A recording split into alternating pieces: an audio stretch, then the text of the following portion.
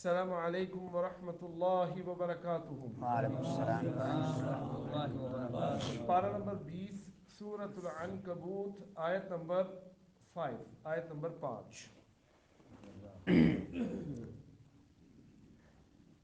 اس سے پہلے کہ ہم یہ اس آیت کو شروع کریں، راستے میں آ رہا تھا تو ایک اللہ تعالیٰ نے ہماری مناظرہ چل رہا ہے، یہ گروپ میں تقریباً 800-900 آدمی ہیں، مناظرہ چل رہا ہے اجرت پہ۔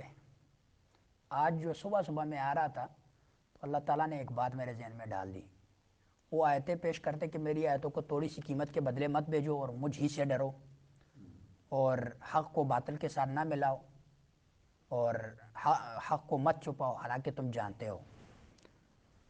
تو یہی آیت اللہ تعالیٰ نے سورہ مائدہ 44 نمبر آیت میں وضاحت کے ساتھ تفصیل کے ساتھ ذکر کی، اور ساتھ ہی بیان کر دیا ہے ادھر کہ میری آیتوں کو تھوڑی سی قیمت کے بدلے مت بھیجو اور مجھ ہی سے ڈرو، لوگوں سے نہ ڈرو، اور جو اللہ کے نازل کردہ قانون کے مطابق فیصلے نہیں کرتے۔ تو ہم یہ کہتے ہیں کہ یہ حکمرانوں کے بارے میں آیتیں رشوت خوری کرتے ہیں، اللہ کے احکام کو بدل دیتے، یہ تنخواہ کے بارے میں نہیں ہے، لیکن سب سے بڑی پوائنٹ کی بات اس کو کہتے ہیں کہ بھئی یہ مان لیتے ہیں کہ یہ تنخواہ کے بارے میں، تو یہ آیتیں تو اتری ہیں تو یہودیوں کے بارے میں۔ تو کیا قرآن میں اللہ تعالیٰ یہودیوں کو کہہ رہا ہے کہ بغیر تنخواہ کے فری جو ہے تورات پڑھاؤ؟ تورات فری میں، حالانکہ تورات تو منسوخ ہو چکی ہیں، اور عمر رضی اللہ عنہ تورات پڑھ رہے تھے تو اللہ کے نبی صلی اللہ علیہ وسلم کا چہرہ سرخ ہو گیا غصے سے، تو ابوبکر صدیق نے کہا کہ آپ اللہ کے نبی کے چہرے کی طرف نہیں دیکھتے، تو اس نے تورات بند کر دی۔ تورات کے پڑھنے کا بھی اللہ تعالیٰ ہمارے اسلام میں جو ہے اللہ کے نبی نے برا جانا ہے۔ تو آپ کہہ رہے ہیں کہ قرآن میں اللہ نے لکھا کہ اللہ تعالیٰ یہودیوں کو کہہ رہے تورات فری پڑھاؤ، تو اس لیے قرآن بھی فری پڑھانی چاہیے۔ پھر دوسرا اعتراض ان پہ یہ کہ وہ کون سے مولوی تھے یہودیوں کے جو تورات پڑھاتے تھے، اور ان کو تنخواہ کون دیتا تھا؟ عوام دیتی تھی کہ حکومت دیتی تھی؟ کون دیتی تھی؟ عوام دیتی تھی تنخواہیں یا حکومت دیتی تھی؟ اور اللہ تعالیٰ نے کن کو منع کیا؟ عوام کو منع کیا، حکومت کو منع کیا کہ ان کو تنخواہیں مت دو اور فری میں تورات پڑھاؤ۔ اور پھر قرآن میں اللہ تعالیٰ کہہ رہا ہے کہ تورات فری میں پڑھاؤ، تو اس کا مطلب یہودی کل کو کہیں گے کہ کہیں بھی آپ کے قرآن میں لکھا ہے تورات فری میں پڑھاؤ، پڑھانے کا حکم آیا ہے اجرت کے بغیر، ٹھیک ہے، لے سکتے ہیں۔ اعوذ باللہ من الشیطان الرجیم۔ اعوذ باللہ من الشیطان الرجیم۔ یہ بات یاد رکھنا، جب بھی قرآن کی یا حدیث کی کوئی ایسی پوائنٹ آپ کے ذہن میں اللہ تعالیٰ ڈال دے اس کو فوراً لکھ لیا کرے۔ میں نے فوراً اسی وقت گروپوں میں یہ بات سینڈ کر دی، تو اب بڑے لائق آ رہے ہیں اس پہ۔ تو یہ علم کو محفوظ رکھنے کا ایک طریقہ ہوتا ہے۔ من کان یرجو لقاء اللہ فإن اجل اللہ لآت وهو السمیع العلیم ومن جاہد فإنما یجاہد لنفسہ ان اللہ لغنی عن العالمین والذین آمنوا وعملوا الصالحات لنکفرن عنہم سیئاتہم ولنجزینہم احسن الذی كانوا يعملون۔ اعوذ باللہ من الشیطان الرجیم۔ من كان يرجو لقاء الله فإن أجل الله لآت وهو السميع العليم ومن جاهد فإنما يجاهد لنفسه إن الله لغني عن العالمين والذين آمنوا وعملوا الصالحات لنكفرن عنهم سيئاتهم ولنجزينهم أحسن الذي كانوا يعملون۔ ماں کیا ہو رہا ہے؟ کان یرجو کیا ہو رہا ہے؟ لقاء اللہ، لفظ اللہ کو کیا کریں گے؟ فإن غنہ زمانی ہو رہا ہے۔ اجل اللہ، لفظ اللہ لآت، اگر رکنا ہے تو لآت، دو زبر دو زیر نہیں پڑھنے، اور اگر ملا کے پڑھنا ہے تو لآتوں، ادغام ہوگا مال غنہ، ناک میں آواز بھی لے جانی ہے، لآتوں وہو السمیع السمیع العلیم، وما جاہد اخبار ہے جاہد فإنما کیا ہو رہا ہے یجاہد لنفسہ، ان اللہ لفظ نون مشدد ہے، کیا ہو رہا ہے، اور لفظ اللہ لغنی اظہار ہوگا، عن العالمین، والذین آمنوا جی وعملوا الصالحات، کیا ہو رہا ہے لنکفرن عنہم، عن کیا ہو رہا ہے اظہار ہو، سیئاتہم، ولنج جی میں کیا ہو رہا ہے ولنجزینہم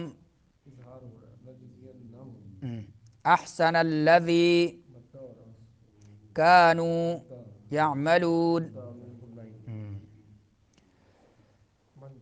ماں کانا یرجو جو شخص ہے امید رکھتا ہے لقاء اللہ اللہ کی ملاقات کی، فإن اجل اللہ تو بلا شبہ اللہ کا وعدہ لآت ضرور آنے والا ہے، وہو السمیع العلیم اور وہی خوب سننے والا خوب جاننے والا ہے، وما جاہد اور جو شخص جہاد کرے، فإنما تو بس یجاہد وہ جہاد کرتا ہے لنفسہ اپنی ذات کے فائدہ کے لیے، ان اللہ بے شک اللہ لغنی البتہ بڑا بے نیاز ہے، عن العالمین تمام جہان والوں سے، والذین اور وہ لوگ جو آمنوا ایمان لائے، وعملوا اور انہوں نے عمل کیے، الصالحات نیک، لنکفرن البتہ ہم ضرور مٹا دیں گے، عنہم ان سے، سیئاتہم ان کی برائیاں، ولنجزینہم اور البتہ ہم ضرور جزا دیں گے انہیں، احسنا بہترین، الذی ان اعمال کی جو کانوا تھے او یعملون عمل کرتے ہیں۔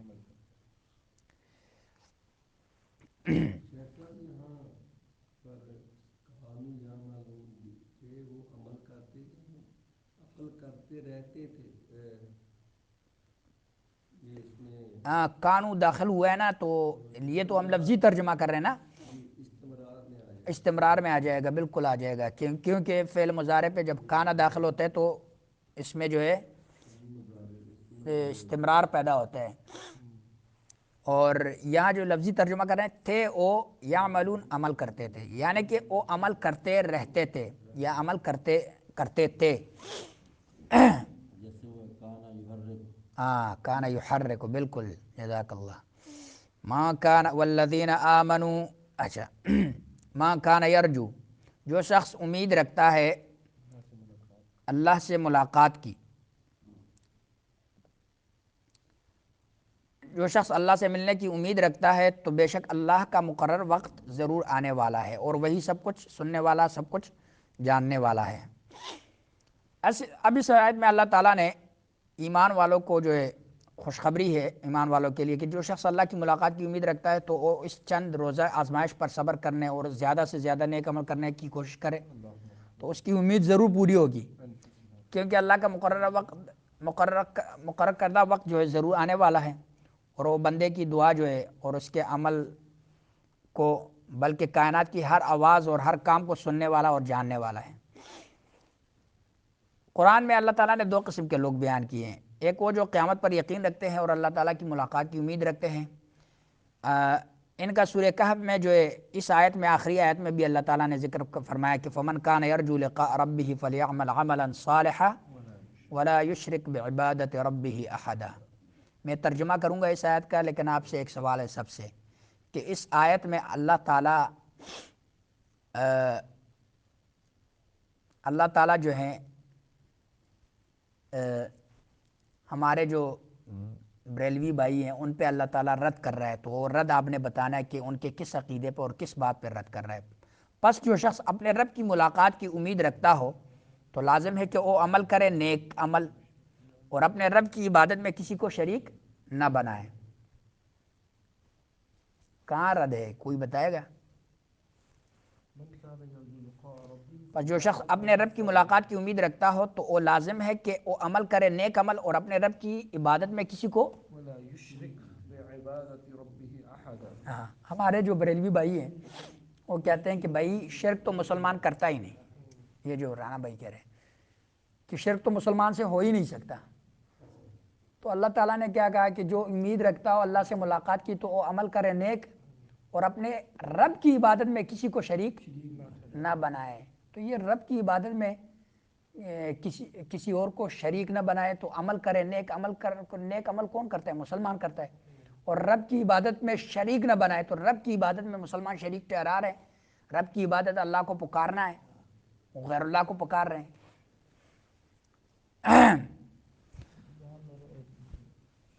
جی یہ تو قرآن پڑھنے سے پہلے میں ایک گل پوری ہو رہا تھا، پھر میں الجھ جانا نا، میرے ذہن تو نکل جانا. پھر میں پہلے ہی اپنا کی سوچ رہا تھی کہ دیکھو جڑے سارے بریلوی مسلمان ہیں نا، یہ کافر نہیں ہیں اور نہ ہی منافق ہے، مشرک ہے. مشرک ہے. جڑے بریلوی بھائی ہیں نا، کافر نہیں ہے، منافق نہیں ہے، مشرک ہے. شرک کرتے ہیں نہیں کرتے، ان کے اعمال شرکی ہیں، شرکی اعمال موجود اعمال ہیں. شرکی. اچھا وہ اس حدیث کو ہم آگے رکھتے ہیں جو بنی اسرائیل کے 2 مسلمان جا رہے تھے، بارڈر کراس کر رہے تھے. ایک مسلمان نے مکھی چڑھا دی چڑھاوے پہ اور دوسرے نے شہید ہو گیا. اب وہ مسلمان جو ایک وہ جہنم میں گیا اور دوسرا لقاء اللہ احب اللہ لقاہ 6507 نمبر حدیث ہے کہ اللہ کے نبی صلی اللہ علیہ وسلم نے فرمایا کہ جو شخص اللہ کی ملاقات محبوب رکھتا ہے اللہ تعالیٰ اس کی ملاقات محبوب رکھتا ہے، اور جو اللہ کی ملاقات ناپسند کرتا ہے اللہ بھی اس کی ملاقات ناپسند کرتا ہے. تو اس پر عائشہ رضی اللہ عنہ یا آپ کی کسی اور بیوی نے کہا کہ ہم تو موت کو ناپسند کرتے ہیں. آپ نے فرمایا کہ یہ بات نہیں، بلکہ جب مومن کی موت کا وقت آتا ہے تو اسے اللہ تعالیٰ کی راضی ہونے کی اور اس کی باعزت ہونے کی خوشخبری دی جاتی ہے، جو تو اسے اس سے زیادہ کوئی چیز محبوب نہیں ہوتی جو اس کے آگے آنے والی ہے. اور جب کافر کی موت کا وقت آتا ہے تو اسے اللہ تعالیٰ کی عذاب اور اس کی سزا کی خوشخبری دی جاتی ہے، تو اسے اس سے زیادہ ناپسندیدہ چیز کوئی نہیں ہوتی جو اس کے آگے ہے. تو وہ اللہ کی ملاقات ناپسند کرتا ہے اور اللہ تعالیٰ اس کی ملاقات ناپسند کرتا ہے. عمار بن یاسر رضی اللہ عنہ نے رسول اللہ صلی اللہ علیہ وسلم سے یہ سنی ہوئی دعا نماز میں پڑھی، بڑی جامع دعا ہے. یہ دعا مانگتے تھے کہ وَأَسْأَلُكَ لَذَّةَ النَّظَرِ إِلَىٰ وَجْهِكَ، اور میں تجھ سے تیرے چہرے کو دیکھنے کی لذت کا اور تیری ملاقات کی شوق کا سوال کرتا ہوں. وَالشَّوْقَ إِلَىٰ لِقَائِكَ فی غیر ضراء مضر ولا فتنۃ مضلہ، کسی تکلیف کے بغیر جو نقصان پہنچانے والی ہو اور کسی فتنے کے بغیر جو گمراہ کرنے والی ہو. یہ دعا اللہ کے نبی صلی اللہ علیہ وسلم سے انہوں نے نقل کی ہے. تو لوگوں کا دوسرا گروہ ہے جو اللہ تعالیٰ کی ملاقات کی امید نہیں رکھتے، نہ شوق ہے ان کا. تو ان کا ذکر اللہ تعالیٰ نے یہاں کیا کہ ان الذین لا یرجون لقاء اللہ لقاءنا ورضوا بالحیات الدنیا، سورہ یونس کی آیت ہے 7-8 نمبر. واطمأنوا بها، کہ بے شک وہ لوگ جو ہماری ملاقات کی امید نہیں رکھتے اور وہ دنیا کی زندگی پر خوش ہو گئے اور اس پر مطمئن ہو گئے، اور وہ لوگ جو ہماری آیات سے غافل ہیں یہی لوگ ہیں جن کا ٹھکانہ جہنم ہے، اس کے بدلے جو وہ کمایا کرتے تھے. ومن جاہد فانما یجاہد لنفسہ، اور جو جہاد کرتا ہے تو وہ اپنے ہی لیے جہاد کرتا ہے. یقیناً اللہ تعالیٰ تو سارے جہانوں سے بہت بے پرواہ ہے. یہ جاہد لفظ مفاعلہ کا ہے، اس کا مفہوم ہے کہ مفہوم ہے جہد مبالغے کا بھی معنی بنتا ہے یہاں، کہ کسی کے مقابلے میں پوری کوشش لگا دینا. تو مومن اللہ تعالیٰ کے احکام پر کاربند رہنے کے لیے بہت سی چیزوں کے مقابلے میں جو ہے جد و جہد کرنا پڑتی ہے. اسے مومن کو اپنے نفس کا مقابلہ کرنا پڑتا ہے جو ہر وقت اسے اپنی خواہش کا غلام بنانے کے لیے زور لگاتا رہتا ہے. شیطان کا بھی مقابلہ جس نے اس کی دشمنی کی قسم کھا رکھی ہے، اور اپنے گھر سے لے کر تمام دنیا کے ان انسانوں کا بھی جو اسے راہ حق سے روکنے کی کوشش کرتے ہیں، حتیٰ کہ اس کی کوشش میں لڑائی بھی کرنا پڑتی ہے جس میں وہ دشمن کو قتل کرتا ہے اور خود بھی قتل ہو جاتا ہے. تو قرآن و حدیث میں جہاد کا لفظ اکثر اسی معنی میں آیا ہے. سب سے اونچا درجہ اس کا وہ ہے جب وہ سب کچھ اللہ کی راہ میں لٹا کر قربان ہو جاتا ہے۔ عبداللہ بن حبشی رضی اللہ عنہ بیان کرتے ہیں لمبی حدیث ہے کہ قیل فأی الجہاد افضل قال من جاہد المشرکین بمالہ ونفسہ قیل فأی القتل اشرف قال من احرق دمہ ووقر جوادہ۔ مسند احمد میں یہ حدیث ہے، سوال کیا گیا کہ کون سا جہاد افضل ہے؟ آپ نے فرمایا کہ جو مشرکین کے ساتھ اپنی جان اور مال کے ساتھ جہاد کرے۔ پوچھا گیا پھر کون سا قتل سب سے اونچی شان والا ہے؟ فرمایا جس کا خون بہا دیا جائے اور اس کا عمدہ گھوڑا کاٹ دیا جائے۔ تو فرمایا جو شخص اپنے نفس یا شیطان یا کسی بھی دشمن کے مقابلے میں اپنی آخری کوشش لگا دیتا ہے اس کا فائدہ خود اس کو ہے، اللہ تعالیٰ کو نہ کسی کی عبادت سے کوئی فائدہ ہے اور نہ کسی کے گناہ سے کوئی نقصان ہے، بلکہ اگر کسی کو توفیق ملی ہے تو اسے مزید اللہ تعالیٰ کا شکر گزار ہونا چاہیے، عبادت کی جو ہے توفیق ملتی ہے۔ تو اس مضمون کی آیات جو ہیں سورہ حامیم میں بھی اللہ تعالیٰ نے فرمایا من عمل صالحا فلنفسہ ومن اساء فعلیہا، جس نے نیک عمل کیے سو اپنے لیے اور جس نے برائی کی سو اسی پر ہوگی اس کا وبال۔ اور سورہ بنی اسرائیل میں اللہ نے فرمایا ان احسنتم احسنتم لانفسکم، اگر تم نے بلائی کی تو اپنی جانوں کے لیے بلائی کرتے ہو اور اگر برائی کرتے ہو تو اس کا وبال بھی تم اپنے ہی لیے۔ ان اللہ لغنی عن العالمین، اللہ تو بے پرواہ ہے تمام جہان والوں سے۔